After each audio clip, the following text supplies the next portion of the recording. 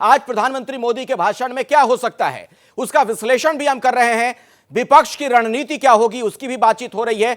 हमारे साथ अभिषेक उपाध्याय लगातार जुड़े हुए। अभिषेक, अभी थोड़ी देर पहले कुछ आप बता रहे थे, अपनी बात पूरी कर लें आप।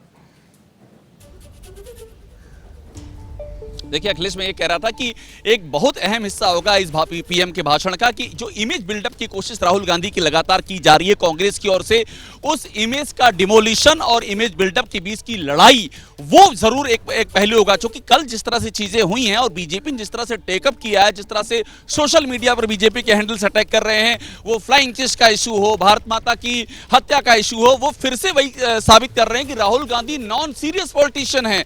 वो उनकी जो इमेज भारत जोड़ो यात्रा के बाद बिल्डअप करने की कोशिश की जा रही थी, उसको बीजेपी डिमोलिश करने की कोशिश कर रही है। और प्रधानमंत्री के भाषण में भी मुझे लगता है ये लाइन सामने आएगी अखिलेश, और ये बहुत इंपॉर्टेंट है। राहुल गांधी की इमेज बिल्डअप बनाम इमेज का डिमोलिशन, ये जो एक संघर्ष है, और बीजेपी के लिए ये हमेशा से बहुत इंपॉर्टेंट रहा है कि राहुल गांधी की छवि को नॉन सीरियस छवि साबित करके फिर मैदान में उतरना। तो ये जो नैरेटिव है, इसका रिफ्लेक्शन क्या होगा, ये देखना बहुत ही दिलचस्प होगा पीएम के भाषण में। अखिलेश जी, आशीष कुमार सिंह के पास चल लेते हैं एक बार फिर से। हमारे साथ आशीष कुमार सिंह भी लगातार जुड़े हुए हैं। आशीष, राहुल गांधी का जो संबोधन था, जो भाषण हमने देखा, उसमें आपको क्या प्रमुख बातें नजर आई? आपको क्या लगता है कि राहुल गांधी जो कहना चाह रहे थे, अपनी बात लोगों तक पहुंचा पाने में कामयाब हुए, जनता तक पहुंचा पाने में कामयाब हुए, और हुए तो किस हद तक?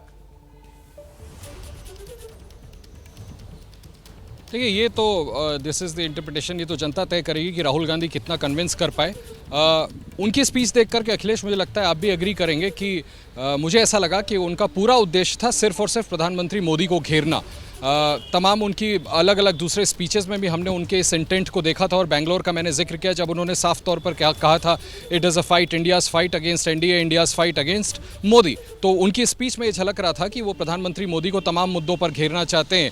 हालांकि मैं फिर दोहराना चाहूँगा कि कई और बर्निंग इशूज़ थे जिसको टच अपॉन कर सकते थे, वो नो कॉन्फिडेंस मोशन में उनका जिक्र राहुल गांधी ने नहीं किया। मणिपुर के मुद्दे पर, अडानी के मुद्दे पर उन्होंने प्रधानमंत्री मोदी को घेरने की कोशिश की। कितना वो कन्विंस कर पाए लोगों को, वो मुझे लगता है जनता आने वाले विधानसभा चुनाव में तय करेगी। लेकिन जब जनता तय करेगी, तो जैसा आप लोग लगातार डिस्कस कर रहे हैं, जनता तोलेगी उनको प्रधानमंत्री के इस भाषण पर, जो थोड़ी देर में होने वाला है।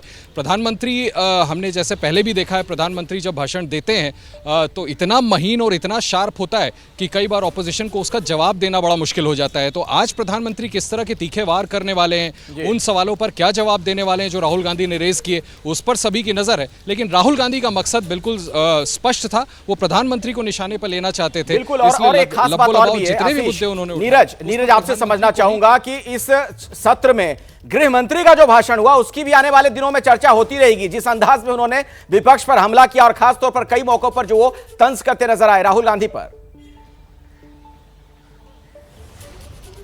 देखिए, निश्चित रूप में गृहमंत्री अमित शाह ने कल बहुत ही सधा हुआ भाषण दिया, और सबसे बड़ी चीज़ उन्होंने आंकड़ों पर बात की। उन्होंने पिछले कई वर्षों के आंकड़े बताए कि किस तरह से मणिपुर कब कब जला और कब कब कितनी कितनी मौतें हुई, देश के अलग अलग हिस्सों में कब कब घटनाएं हुई और उसमें कितने लोग हताहत हुए। बाकायदा वो आंकड़े लेकर आए थे, और ये भी लेकर आए थे कि राज्य सरकारों ने, केंद्र सरकारों ने उस समय क्या किया। मणिपुर का जिक्र करते हुए उन्होंने बताया कि जब आप हमारे प्रधानमंत्री की मांग कर रहे हैं कि आज प्रधानमंत्री आएँ और वो जवाब दें, तो उन्होंने कांग्रेस के रिज्यूम का जिक्र किया कि उस समय एमओएस होम राजेश पायलट थे, जो सचिन पायलट के पिता, उन्होंने जवाब दिया था, और प्रधानमंत्री सदन में आए भी नहीं थे। जैसे ही घड़ी का काटा दोपहर 2:30 पे आए, बबीता जी का दिल सास बहू साजिश के लिए मचल जाए। और ये है इनकी बहू, पूरे दिन ऑफिस की टेंशन हो जाए गॉन जब ये करें अपना फेवरेट शो फ्री टाइम पे ऑन। इनकी तरह आप भी देखिए अपना फेवरेट शो अपने टाइम पर, और डाउनलोड कीजिए एबीपी लाइव ऐप अपने स्मार्ट टीवी पर।